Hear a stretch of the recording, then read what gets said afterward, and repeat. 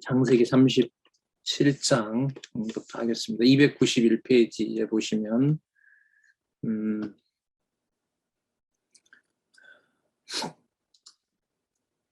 자손언약 성취 섭리 나오죠. 지금 우리 세 번째 단락 그 공부는 늘 말씀드리는 대로 근거를 성경에서 찾고 그 다음에 그 찾은 근거를 성경 전체를 이해하는데 오직 성경에 근거해서 안내해주는 이 강론집의 공부 방법, 가장 많은 시간을 들였을 때 가능하기도 하고, 그 이유는 성경 전체의 구조뿐만 아니라 이제 본문이 바탕이 됐을 때 가능한 일이기 때문에 그렇죠. 그래서 오늘 37장, 창세기 37장에서부터 살펴볼 텐데, 이제 이른바 진도가 나가면 나갈수록 이제 내용은 더 많이 이렇게 연결이 되지만 그 근거를 성경 전체에서 가져와야 된다. 또 가져와야 그 성경을 공부해 가는데 유익하다. 이걸 이제 강론집에서 그런 의도로 기록을 해놨다라고 하고 그걸 지금 여러분들에게 안내를 해드리는 거죠. 자, 먼저 한번 보겠습니다. 창세기 37장에서부터 민수기 30장까지 아주 넓은 범위죠. 성경 신학에서도 아주 중요한 단락이고요. 제2장 자손 언약 성취 섭리 보겠습니다. 일단 주제에 보면 자손 언약이 성취되도록 여호와께서 언약하신 대로 섭리하신다. 이렇게 이제 문장을 만들 수가 있겠죠. 창세기 15장 5절이네요. 이건 이제 아브라함에게 약속했던 내용의 근거를 두고 있다는 거죠. 지금 37장부터는 야곱과 그 아들들 이후에 이루어지는 자손 언약 성취 섭리인데 창세기 15장 5절이 들어온다는 것은 이제 아브라함 전체 사건과 연관이 된다. 이렇게 이제 우리가 개론 구조 내에서 설명할 수가 있겠죠. 아브라함 사건이 12장이죠. 12장부터 20장까지죠. 20장까지 그 정도까지 기억이 나도 매우 유익하리라고 봅니다. 자, 그 다음에 보시면 좀 두근거리죠. 신약에 뭐가 나올지. 그리고 그 구절이 신약 성경 전체로 어떻게 안내를 해주는지. 그렇기 때문에 이제 기대도 되고, 이 성경을 이렇게 보는 게 계시 관점이구나. 그게 이제 이 강론집 일권 개정판에서 저자가 성경적 근거로 성경을 해석해 나가는 걸 지금 개정판에서 보여주고 있죠. 로마서 6장 17절 18절. 일단 로마서가 들어가네요. 하나님의 의. 자, 하나님께 감사하리로다. 너희가 본래 죄의 종이었더니 너희에게 전하여 준 바 교훈의 본을 마음으로 순종하여 죄에게서 해방되어 의에게 종이 되었느니라. 의의 종이 되었다는 말씀을 하시네요. 여러분 이 로마서 6장 17절부터 18절을 제가 다시 한번 읽어볼게요. 하나님께 감사하리로다. 너희가 본래 죄의 종이었더니 너희에게 전하여 준 바 교훈의 본을 마음으로 순종하여 죄에게서 해방되어 의에게 종이 되었느니라. 그러니까 하나님께 감사하는 거니까 그 이후의 내용들이 누가 주어가 되는 게 당연하냐 하면 하나님이 주어가 되는 게 너무 당연하죠. 우리는 어느 틈엔가 이렇게 여호와 하나님을 성경 주어를 놓는데 익숙해져 있어요. 이게 이제 정상화되는 거죠. 집안에 뭐 일이 터지고 가정교회에서 일이 터졌을 때 우리가 누구 주어로 이렇게 과거보다 빨리 돌아오죠. 성경 공부 치밀하게 안 했을 때와 요즘 성경 공부를 치밀하게 할 때 가정교회나 현장에서도 어떻게 보면 마음의 상태와 상관없이 여호와 주어로 빨리 돌아오는 문화로 가는 것 같아요. 예. 강요된 질문이기 때문에 대답을 안 할 수가 없죠. 여기에 못 견디니까. 농담이고요. 실제로 그래요. 빨리 돌아가는 것 같아요. 주위에 계신 분들하고 얘기를 하다 보면. 자, 그러면 이게 어디에서 나왔느냐? 성경을 그렇게 보게 안내를 받았으니까 그런 거예요. 하나님께 감사하면, 자, 하나님께 감사할 수 없는 죄의 종이었는데 전하여 준 바 교훈의 본, 이 말씀이거든요. 로고스이신 그 생명의 말씀을 들음으로 마음으로 순종해요. 누구에게 순종하죠? 하나님께 순종하겠죠. 그리고 하나님께 순종한다는 말은 아까 태어날 때 육의 몸으로 본래 종이었잖아요. 그 종에게서 해방되어 의의 종이 된 거죠. 하나님의 언약 자손이 된 거예요. 자, 여기서 알고 있는 정보를 붙여보면 놀라운 일이 벌어져요. 제가 다시 한번 설명을 드려볼게요. 맞나 아니나. 뒤에 나오는 내용이고 우리가 좀 알고 있는 본문이기 때문에 하나님 여호와께 감사해야 되는 내용 밑에 나와요. 왜냐하면 언약 자손이었는데 형제들이 요셉을 죽이려고 하는 악한 종이, 죄의 종이 되어버린 거죠. 그리고 요셉은 언약 자손으로 약속의 땅에 사는 것이 아니라 애굽 땅의 종살이로 종의 몸으로 팔려갔습니다. 그러나 하나님께서 언약 자손 아브라함, 아까 창세기 15장 15절이 들어와요. 창세기 15장 15절에서 밝혀준 바와 같이 아브라함과 이삭과 야곱에게 전하여 준 바 교훈해 본 언약의 말씀을 따라, 그 다음 마음으로 순종하여 순종하지 않을 수 없도록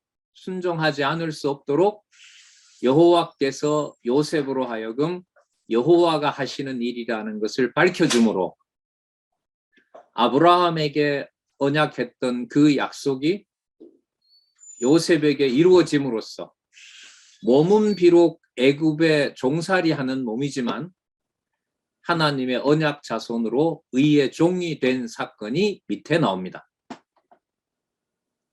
맞죠? 그래서 제 수준에서는 로마서 16장 17절부터 18절이 무슨 사건과 직결된다? 창세기 37장에서부터 잠시 나올 50장까지 제목을 지난번 마치면서 강조를 했는데요. 뭐라고 강조했었죠 그때? 자손 보호와 형통에서 보호와 형통이 누구 이름을 보호해주는 것에 초점을 맞추고 있다? 여호와의 이름을 보호해주는 데 초점을 맞추고 있습니다. 그러면 이제 어떤 상황으로 놓여진다 하더라도 여러분과 제가 그리고 가정교회와 양육교회와 모든 주의 몸된 교회가 누구의 자녀임을 의의 자손임을 확인해 주는 겁니다. 그러면 전체 맥락으로 봤을 때 창세기 37장에서부터 민수기 30장까지의 큰 주제인 자손 언약을 여호와께서 누구의 방법으로? 여호와의 방법으로 야곱과 그리고 야곱의 형들과 야곱의 아들 요셉과 요셉의 형들을 아브라함에게 약속했던 대로 430년 동안 애굽에다 놓고 여호와께서 언약 자손을 번창시키는 거구나. 그렇기 때문에 그게 여호와의 이름을 보존하는 여호와의 사역이구나.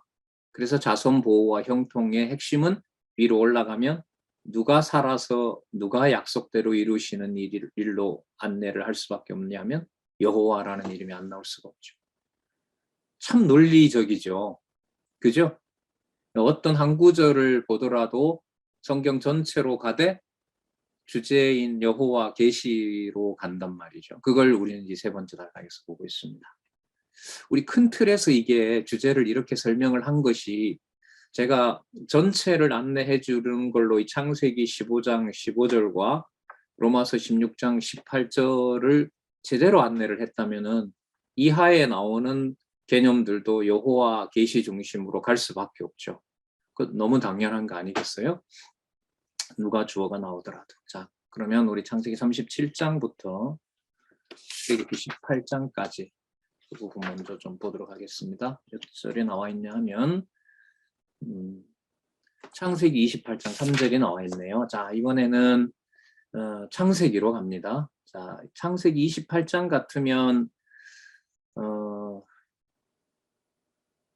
누가 나오죠? 야곱인가요? 이삭인가요? 이삭과 관련이 된다고 봐야죠. 이삭과 관련이 되고요. 우리 이거 하나 기억을 하자고 했는데 하나님께서 아브라함에게 이삭이 태어나는 사건에서 이삭이 단지 자손 언약을 이루는 게 아니라 그 맥락이 보면 무슨 언약을 이미 그 가운데 그 맥락에서 만들어주고 있다? 통치 언약을 만들어주고 있다. 그래서 이삭이 태어나는 것이 누가 태어나는 것이다? 열왕이 태어난다. 그래서 열왕의 어미가 된다. 사라가 이렇게 이제 의미를 그 통치 언약과 관련된 것까지 설명을 하고 있잖아요. 자, 그 부분을 염두에 두시면서 한번 볼게요. 창세기 28장 3절. 전능하신 하나님이 내게 복을 주어 너로 생육하고 번성케 하사, 번성하게 하사 너로 여러 민족을 이루게 하신다. 이게 이제 약속되어 있었고요. 자, 이게 아까 로마서 16장 17절 18절로 보면 누구의 종이 된다 그랬죠? 이제는 의의 종이 된다 그랬잖아요. 의의 종이 된다는 말은 회개한 형들이 돌아와서 언약 자손으로 회복시켜 주는 것처럼 하나님께서 언약하신 그 우리가 말하는 실체적인 모형과 그림자가 아닌 실체적인 하나님의 언약 자손들을 원성하게 하는 사건하고 관계가 돼요. 뭘 넣을까? 이런 질문을 우리가 하나씩 해봐야 되잖아요. 한 번쯤은 이 개론 지금 성경 강론 1권 개정판에서는 보니까 뭐가 들어와 있어요? 사도행전이 들어와 있네요. 사도행전. 자, 사도행전 잘 아시는 것처럼 교회 설립을 통한 성취고요. 그럼 교회 설립이 무슨 개념하고 의미가 같다는 거냐면 언약 자손이 번성하는 것과 관련이 돼요. 자, 방법은 예루살렘 교회를 세우실 때도 그렇고 이방 지역 교회를 세우실 때도 그렇고 로마 교회 설립을 세우는 과정에서도 그렇고 여호와의 방법대로 해가세요. 그러니까 공부하셨잖아요. 그죠? 여호와의 방법대로 해가신다는 거. 자, 이제 사도행전 구조는 물론이고 사도행전에 어떻게 예루살렘 교회가 세워지고 이방 교회의 설립을 위해서 하나님께서 바울 사도를 어떻게 하고 로마로 보내는 과정에 유대인들이 어떻게 버리고 로마로 갈 수밖에 없게 하시는 그 하나님의 방법을 생각을 해본다면 그 다음에 지금부터 이제 나올 요셉을 형들이 미워해서 팔게 하고 그리고 애굽에 내려가서 자손 언약 성취 섭리를 이루시는 준비를 요셉으로 하여금 다 해놓게 하시잖아요. 그 모든 과정들이 사도행전에 나타난 교회 설립을 성령께서 하시는 것하고 연관이 되겠죠. 이건 이제 본문 내용을 연결해야 되는 문제잖아요. 자, 이런 부분에 이제 요즘 풍부해지고 있다 이런 생각이 듭니다. 그러니까 구조가 어디까지나 먼저고요. 왜냐하면 내용에 빠지지 않고 여호와 계시의 의미로 모아야 되니까 무조건 이거는 개론 구조가 먼저인 거죠. 자, 그걸 우리는 지금 상당한 부분 앞부분에 창세기 15장, 자, 한번 논리적으로 묶어볼게요. 그리고 지금 나와 있는 창세기 28장, 그리고 자, 먼저 얘기할게요. 사도행전, 그리고 아까 어디 로마서까지. 그러면 그 구성이 신약에 많은 부분이 이미 들어가 있어요. 그럼 그 사건이 누구 사건하고 관계가 된다는 거죠? 주로 야곱이 등장하는 이 사건하고 밀접하게 관계가 되어 있다. 큰 틀은 그렇게 잡는다. 그러면 성경 전체 내용으로 갈 수밖에 없겠죠. 자, 그래서 우리 자손 보호와 형통 한번 보겠습니다. 창세기 28장 15절. 내가 너와 함께 있어. 네가 어디로 가든지 너를 지키며 누가요? 내가 너를 이끌어 이 땅으로 돌아오게 할지라. 내가 네게 허락한 것을 다 이루기까지 너를 떠나지 아니하리라. 떠나지 않는 방법은 주권이라 그랬잖아요. 여호와의 방법대로 떠나지 않는다는 걸 가르쳐 주시는 거죠. 코로나로 많은 교회가, 세계 많은 교회가 결국은 문까지 닫는, 건물까지 폐쇄되는 진짜 그런 일들이 있었는데 그게 여호와께서, 하나님께서 교회를 떠나는 방법이었을까요? 교회를 떠나지 않는 방법을 세상에 교회를 진리가 서 있는지 아닌지를 보여주면서 하나님이 함께 하신 역사였을까요? 장안중앙교회 성도들뿐만 아니라 교회 동력자 협회가 좀 그리운 얼굴들이 많지만은 만나지도 못하게 하고 요런 그냥 화면에서만 단지 보이게 하는 것이 하나님께서 우리를 떠나지 않는 방법이었을까요? 잠시 떠난 경우로 봐야 될까요? 1번이죠. 그죠? 잘 떠나셨던 거죠. 잘 모이지 않게 하는 게 잘 하신 거죠. 이런 방법도 익히게 하셨을 뿐만 아니라 이제 어디에 있든 제가 나갈 시간이 없어서 공부 못합니다라는 말은 이제 안 통하게 해버렸으니까 연령을 초월해서 그게 여러분 우리가 밑에 살펴볼 요셉을 20년 전에 먼저 보내고 그 다음에 야곱 아버지뿐만 아니라 모든 형제들에게 여호와의 이름을 보호하고 여호와의 이름으로 형통하게 하려고 준비해 놓으신 것하고 똑같죠. 단지 우리는 이제 요셉을 그 내용에 빠져서 그냥 형들에게 미움받다가 나중에 총리 됐다. 이거는 지금 우리 공부하는 맥락에서 보면 매우 좁은 거예요. 아까 뭐까지 들어와 버렸어요? 사도행전 전체가 들어왔고 로마서의 주제가 들어왔단 말이죠. 그럼 지금 이렇게 말씀드리는 걸로 보면 내용 창세기 37장에서 50장까지 내용이 무엇으로 풍부해졌어요? 내용으로 풍부해진 게 아니죠. 의미로. 여호와 계시 중심의 의미로 풍부해지는 거예요. 그래서 이 저자가 이제 그런 말씀을 지난번 화요일 날 강의 마치고 이제 잠시 했는데 이 단계를 지금 우리 성도님들이 넘으면 그러니까 이 말은 성경을 열심히 이제 공부하고 내용이나 성경 어느 부분이라도 맞아 거기에 그런 여호와 계시 중심의 역사가 나오지 그걸 알게 된다면은 그때는 뭐 몇 장 몇 절을 보는 것에 얽매이지 않고 실제 생활에서 성경 전체 구조가 삶에 들어와 있다는 거죠. 신령한 예배 생활을 뭘 통해서 하는 거예요? 강론집 18권 성경신학 총서가 바탕이 되면서 성경권위 토대 위에 생활이 세워지는 거예요. 누구를 언제 어떻게 만나더라도 지어놓은 건물이 그런 구조이기 때문에 누구 중심의 얘기가 나온다는 거예요. 여호와 계시 중심에. 이게 어떻게 성취될지 참 기대가 많죠. 여러분들도 많을 겁니다. 간절하게 지금 우리가 치밀한 공부와 치밀한 여호와 계시 중심의 삶이 분리가 절대로 안 되게 하신다. 근데 이게 뭐와 무관하지 않다? 기록한 말씀 그대로 따라가는 것과 절대로 무관하지 않다는 거예요. 그게 바탕이 됐을 때 삶 전체가 여호와 계시 중심의 개론 구조가 관절과 골수에 체화되는 거예요. 그렇게 놓고 보면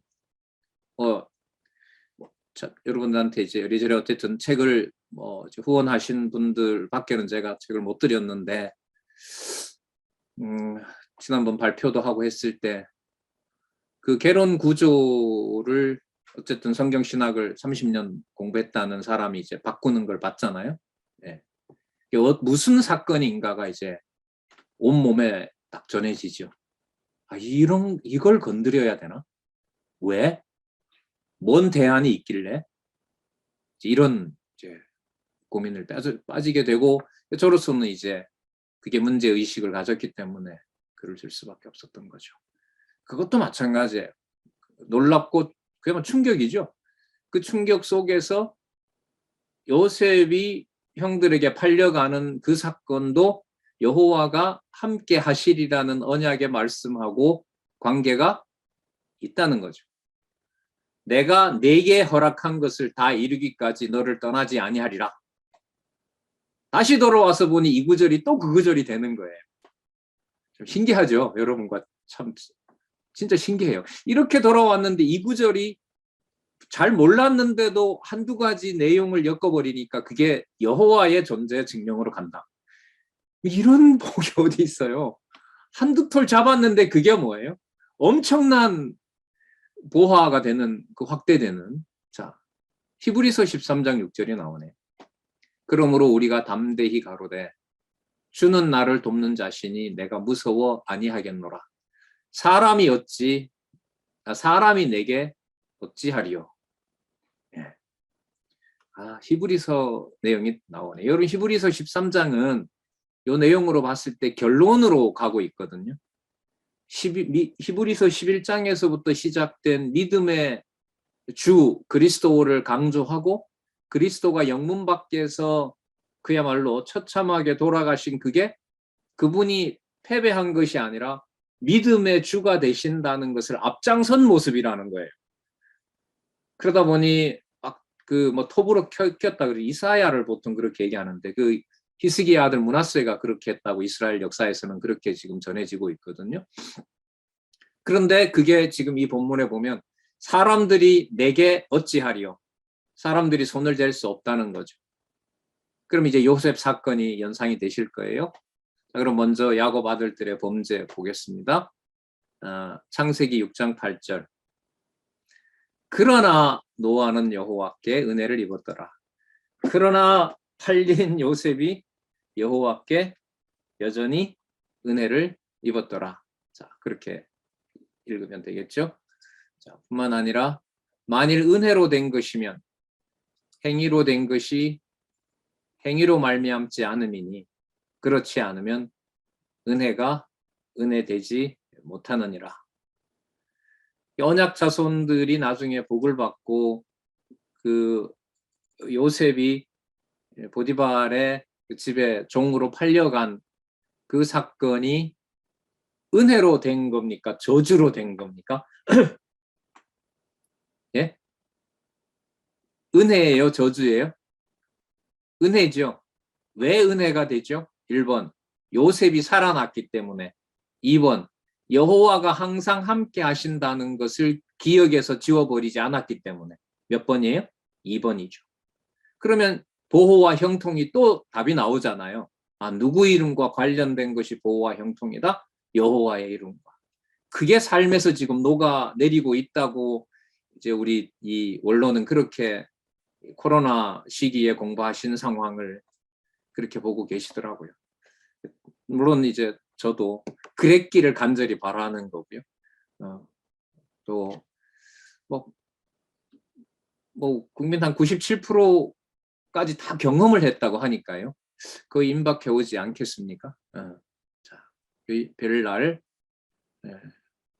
풍부한 진리의 교제가 이루어지기를 바라고요. 그럴 날이 오겠죠. 자, 37장 볼까요? 요셉의 형들의 범죄 보면 자, 무슨 근거를 여기다 드러났을까요? 자, 창세기 32장 9절. 야곱이 또 가로되 나의 주 아브라함의 하나님 나의 아버지 이삭의 하나님 여호와여 주께서 전에 내게 명하시기를 내 고향 내 족속에게로 돌아가라 내가 내게 은혜를 베풀리라 하셨나이다.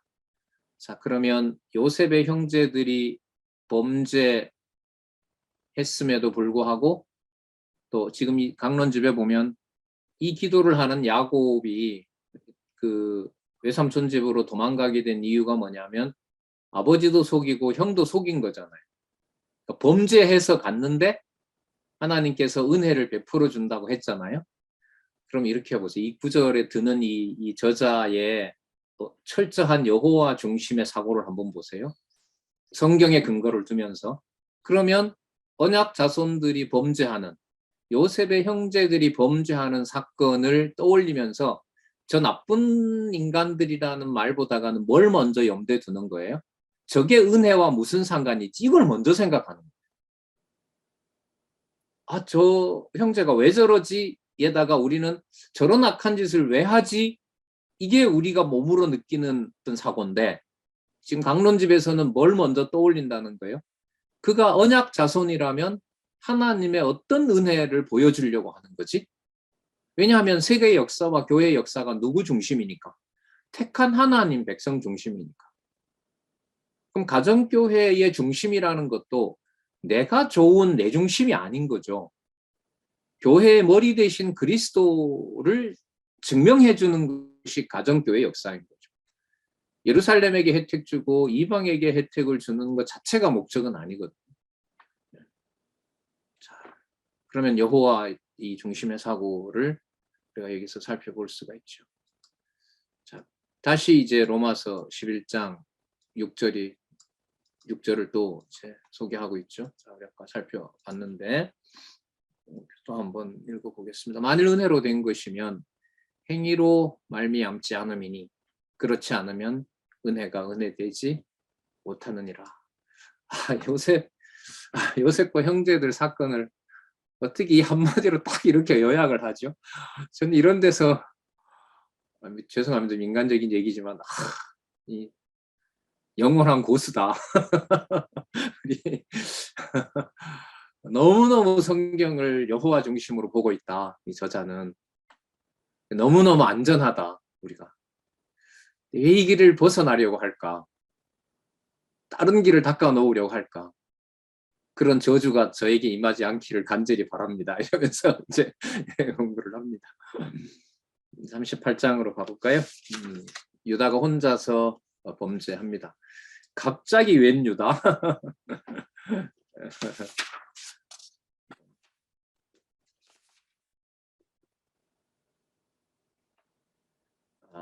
유다가 아주 다른 형제들에 비해서 나쁜 형제이기 때문에 38장에 유다 사건을 넣었다. OX. 유다가 특별히 나쁜 형제고 아주 형제들 중에서 악한 자기 때문에 유다의 범죄를 부각시키려고 했다. OX. 아니면 그 이상의 의미가 있다. 3대 언약과 관계가 있다 없다? 있다. 3대 언약과 관계가 있다면 성경적 근거를 가져와야 되는데 우리는 그걸 아브라함, 이삭, 야곱에게서 아브라함이 이삭에게 그 다음에 이삭이 야곱에게 전해주는 그 여호와에 대한 계시의 진리 내용 그 물려주는 유업의 핵심에 통치 언약과 관련된 부분이 들어간다 안 들어간다? 들어간다. 그럼 유다의 범죄라고 하는 것은 유다를 통해서 하나님께서 언약 자손을 하나님의 언약 성취로 확증하면서 유다 지파가 가지는 의미를 뭔가를 예시하고 있는 거죠. 자, 32장 9절 볼게요. 야곱이 또 가로되 나의 조부 아브라함의 하나님 나의 아버지 이삭의 하나님 여호와여 주께서 전에 내게 명하신 내 고향 내 족속에게로 돌아가라. 내가 내게 은혜를 베풀리라 하셨나이다. 그리고 형이 나를 죽이려 오는데 하나님이 약속대로 여기 왔습니다. 하나님께서 약속대로 이루어 주시기를 바랍니다. 예를 하나 들면 유다가 나중에 다말이 자기 일을 창녀로 대해서 임신하게 했다는 그 증표를 유다가 딱 그 현장에서 봤을 때 하나님의 은혜로 유다를 지배하게 했다면 여호와의 언약 섭리에 대해서 경악스럽고 놀라운 사건이지만 깨닫게 했을 것이고, 물론 이렇게 성경은 이제 보고 있죠. 단지 인간적으로 내가 저 며느리 계략에 속았고 제가 내 머리보다 똑똑하구나, 그걸 기록하려고 한 것은 아니라는 거죠. 그러면 이 구절하고 맞는 거죠. 내가 내게 은혜를 베풀리라고 했던 유다의 아버지 야곱에게 했던 약속이 그대로 뉘우치게 하면서 자신 그 다말의 행위가 언약을 이루어가는 여호와의 사역이라는 사실을 유다로 하여금 뭐하게 깨닫게 한 거죠. 유다로 하여금 깨닫게 한 겁니다. 그러면 유다가 깨닫는 것은 나중에 좀 멀리 가서 봤을 때 북이스라엘이 망하고 북쪽 이스라엘을 예레미야에 나온 대로 3차에 걸쳐서 20여 년 동안 칼과 기근과 연병으로 처참하게 망하게 하는 그 과정이 유다가 범죄했지만 돌아와서 여호와의 은혜를 깨닫게 하는 것하고 같은 역사라고 보면 되죠. 이런 데서 이런 약간의 힌트를 얻는 거죠. 그리고 이제 공부를 하게 되고 글을 적어야 됐을 때는 이 부분에 초점을 맞춰서 이제 그런 부분들을 이제 정리를 하고 그게 제대로 성경 신학적인지를 지도교수한테 혹은 성도들한테 발표하고 이제 그러면서 다음 차세대가 큽니다. 이번에 보셨지만 성경신학 학술원에서 통해서 성도들에게 공개 강좌를 하지 않는 경우에는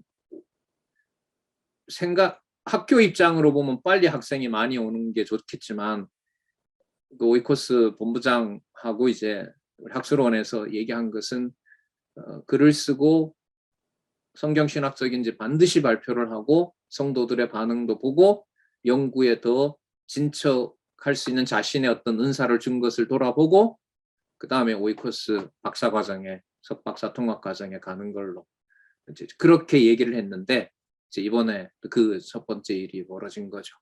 자, 그게 여러분들 제가 왜 말씀드리냐면 성경 전체를 보여주는 이 강론집의 안내를 따라갔을 때 그 부분에 매이는 게 아니라 성경 전체로 확대되고 있잖아요, 지금.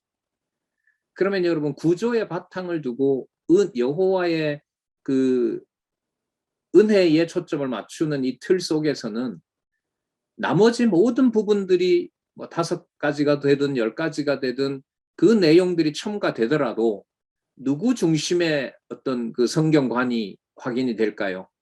여호와 계시 중심의 성경관이 확인이 되는 거예요. 그 작업의 풍부함이 일상적인 어떤 산 제사의 삶에도 영향을 미친다. 이게 이제 요즘 많이 얘기하고 있는 겁니다. 자, 그 다음에 그 율제은혜, 율법과 죄와 은혜를 소개를 하고 있잖아요. 이건 이제 제목만 보더라도 이미 알 수 있어요. 율법으로 죄 되게 하시고 본래 받았던 죄와 상관없는 은혜를 율법과 죄를 통해서 다시 깨닫게 하는 거죠. 자, 유다가 범죄한 후에 하나님이 은총을 베풀어 주신 것이 사건입니까? 이미 유다는 범죄하기 전에 언약 자손이 먼저 나옵니까? 먼저 나오죠. 그리고 율법과 죄를 통해서 유다를 깨닫게 하신 거죠.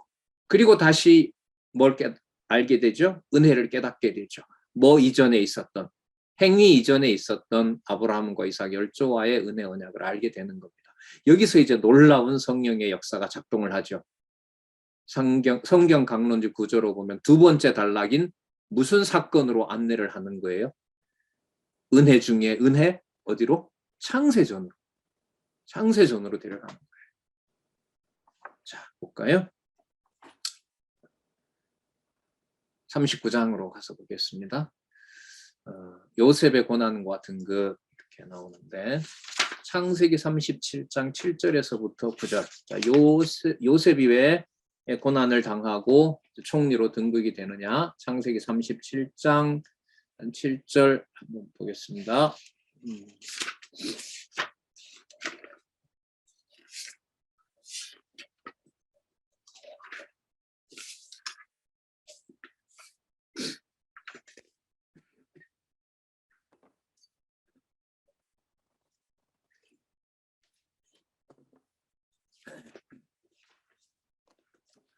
우리가 밭에서 곡식을 묵더니 내 단은 일어서고 당신들의 단은 내 단을 둘러서서 절하더이다.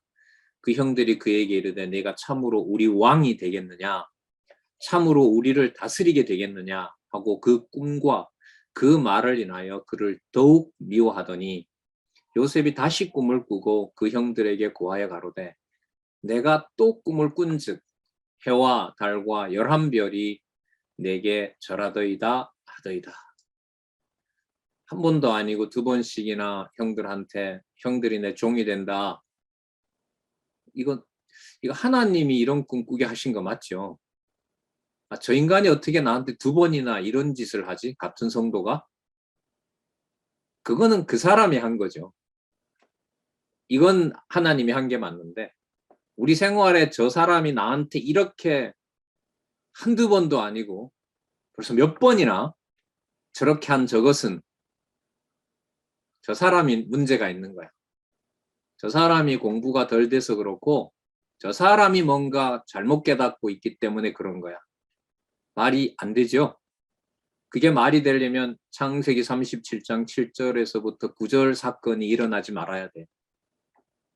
한 번도 아닌 미움을 부추기도록 하는 사건을 누가 주도하세요? 꿈은 요셉이 원한다고 꿉니까? 하나님이 꾸게 해야 꿉니까? 2번이라면 그러면 여러분 이 사건이 아까 이미 로마서가 나왔는데 무슨 문제와 연관이 되냐 하면 죄와 은혜 문제에 너무나 이게 아주 신랄한 현장인 거죠. 그러니까 이 저자로서는 이 고민을 어디에 실어놨냐 하면 율법과 죄와 은혜에 율제 은혜에다가 연구를 해놓은 거예요. 그리고 그러죠. 성경을 여호와 계시 관점으로 구성을 잡는데 저는 결정적으로 율법과 죄 그리고 은혜 하나님 중심의 선악관 그게 저한테는 결정적이었다. 저자의 우리 고백도 많이 들어보셨잖아요. 그래서 저는 이 성경 구절 하나하나를 이 저자의 그런 어떤 기록도 기록이지만 우리가 수십 년 동안 그 묻고 또 확인하고 하는 과정에서 이 세 번째 단락에 나온 이 구절에 성경 중심의 여호와 중심의 그 근거를 제시하고 있다. 성경 강론 전집에서. 그게 더 이제 보면 볼수록 확신을 갖게 되죠. 자, 좋습니다. 그런데 이 계시록 20장이 또 나와버리네요. 이는 장차 마지막 아담 메시아가 승천하여 만왕의 왕으로 군림하실 것에 대한 예표로서의 모형과 그림자다. 계시록 20장에는 뭐가 나오냐면요. 제가 미리 찾아왔는데 계시록 20장에서부터 20장 15절까지 네 가지 사건으로 정리하고 있어요. 첫 번째, 옛뱀을 1000년 동안 무저갱이에다 던지는 사건 후 1000년 후에 다시 놓아주는 거. 그리고 목 베이고 표받지 않는 자는 왕노릇한다고 하는 거. 자, 순교자들 1000년이 차면 옛뱀이 놓여 서로 자기네들끼리 싸우게 되고, 그리고 11절에서부터 15 책들과 생명책에 기록된 대로 반드시 그 옛뱀을 심판한다. 그 심판 내용인 거죠. 하나님께서 최후 심판을 단행하신다는 말씀이 이제 들어있는 겁니다. 여러분 이것하고 그 요셉이 꾼 꿈에 형들에게 요셉이 왕이 된다는 것하고, 자 여기에서요 요셉이라는 인물과 만왕의 왕인 그리스도를 인물로 바로 연결하면 될까요? 안 될까요? 안 돼요. 왜 안 되냐 하면 제 하는 말에서도 드러났는데 예수님과 요셉을 했을 때 예수님이라는 주어와 요셉이라는 주어는 같은 주어가 될 수가 있어요? 없어요? 없어요. 요셉은 주어가 될 수 없는 거예요. 그래서 요셉에게 일어났던 인물을 요셉을 부각시키면서 계시록 20장에 나타난 최후 심판하시는 만왕의 왕에다 맞춰버리면 이게 유비론적인 해석이 되어버리고, 따라서 우리도 요셉이 견딘 것처럼 해서 주어가 누구 걸로 이하에 나올 위험이 있어요? 하나님이 아니라 누가 나올? 인간이 나올 위협이 있어요. 내가 이렇게 고생하지만 하나님의 은혜로 내가 이렇게 높아질 거야. 그게 여러분들 머릿속에 주어로 자리 잡는단 말입니다. 그러면 이 요셉 사건을 어떻게 봐야 되냐 하면, 요셉이 등극한 것은 표면적인 얘기인 거고요. 요셉의 고난과 등극에서 요셉이 총리로 등극한 것은 그 내용상의 얘기인 거고, 계시록 20장이 근거가 된다는 말은 요셉의 등극에서 요셉을 주어로 놓으면 안 된다는 겁니다라는 걸 보여주는 거예요. 그럼 누구 주어를 회복시켜 줘야 제대로 해석이 될까요? 여호와께서 언약하신 대로 요셉에게 자손 언약을 이루게 하시려고 요셉을 애굽의 총리로 보냈다. 이 사실이 강조가 돼야 됩니다. 그러면 이하에 나오는 요셉 모든 사건에서 여호와 주어라고 하는 것은 강조를 많이 해야 되죠. 왜냐하면 조금 전에 근거 구절이 뭐가 나왔어요? 계시록 20장이 나왔잖아요. 계시록 20장은 교회가 승리한다라는 내용이 맞지만은 그 교회의 승리를 성도들이 이제는 누린다가 아니라 누가 언약하신 대로 완벽하게 이루신 사건이냐면 여호와께서, 여호와 하나님과 주 예수 그리스도가 주인 된다는 것이 성경 기록의 목적이니까요.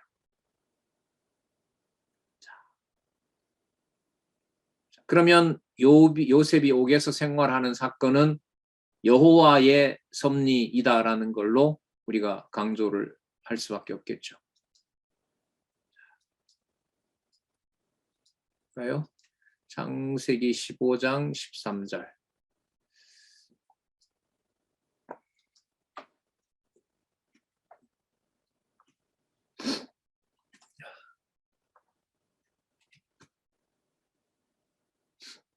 여호와께서 아브라함에게 이르시되 너는 반드시 알라. 내 자손이, 자, 답이 나왔네요. 이방에서 계기되어 그들을 섬기겠고 그들은 400년 동안 내 자손을 괴롭히리라. 여호와의 언약대로 애굽에 가야 되기 때문에 요셉이 애굽 땅에 정착을 일단은 옥살이니까요 하게 하시는 그 내용을 살펴볼 수가 있습니다. 자, 마가복음 6장에서부터 10장 45절까지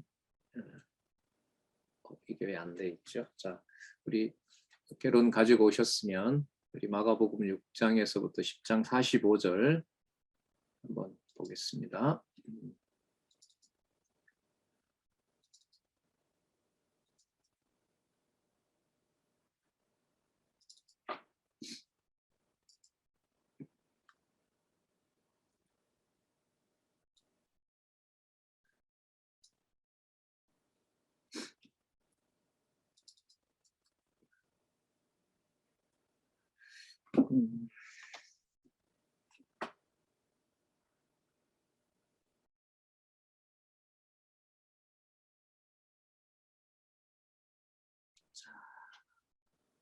낮은 신분에 의한 성취 내용이 마가복음 6장 10절에서부터 6장에서부터 10장 45절까지 나오죠.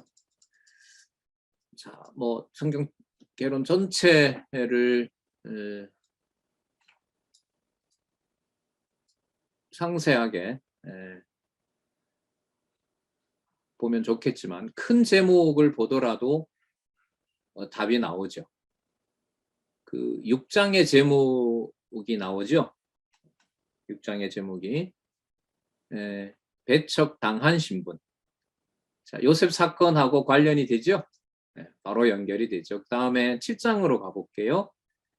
버림당한 신분 맞아요? 정확하게 맞네요. 그 다음에 8장 27절에서부터 9장 37절까지 버림받은 사실이 나오는 거 맞죠? 이게 요셉 사건 일질이야. 요셉 사건에 대한 해석을 신약에서는 마가복음 6장에서부터 10장 45절까지 이렇게 해주고 있습니다. 9장 38절부터 10장 45절까지 버림받을 결국을 증거합니다. 여러분, 이 버림받을 결국은요, 예수님께서 단지 버림받는다는 것이 결국일까요? 아니면 아버지의 뜻대로 낮은 자리에 간 그리스도가 패배할 것이 아니라 높은 신분이 된다는 게 주제일까요? 후자거든요. 그래서 버림받을 결국은 그리스도가 버려지지만 그리스도가 낮은 자가 아니라 무슨 자가 된다? 큰 자가 된다. 10장 35절에서부터 45절까지의 개론, 천국에는 섬기며 목숨을 버리는 자가 어떤 자이다? 큰 자임을 가르쳐 주세요. 그래서 이 마가복음 6장에서부터 10장 45절 이 근거는 개론 끝에 와야 돼요. 이걸 확인하셔야 돼요. 천국에는 섬기며 목숨을 버리는 자가 큰 자임을 가르쳐 준다. 그러면 여러분, 요셉이 총리가 됐기 때문에 큰 자인 걸까요? 아니면 요셉의 말대로 하나님께서 악을 선으로 바꾸어서 형제들의 생명을 언약하신 대로 보존하여 열조에게 언약하신 대로 아브라함, 이삭, 야곱에게 언약하신 대로 그 언약을 이루기 위하여 저를 여기 먼저 보낸 사건입니다. 먼저 보낸 것이 지금의 이 진리입니다. 라고 하는 그 사실을 요셉에게 깨닫기 위한 것이 그게 바로 목적이 아니겠습니까? 총리 만든 게 목적입니까? 여호와의 언약을 이루시기 위해서 요셉을 그렇게 깨닫도록 하시는 데 목적이 있는 걸까요? 그거는 후자인 거죠.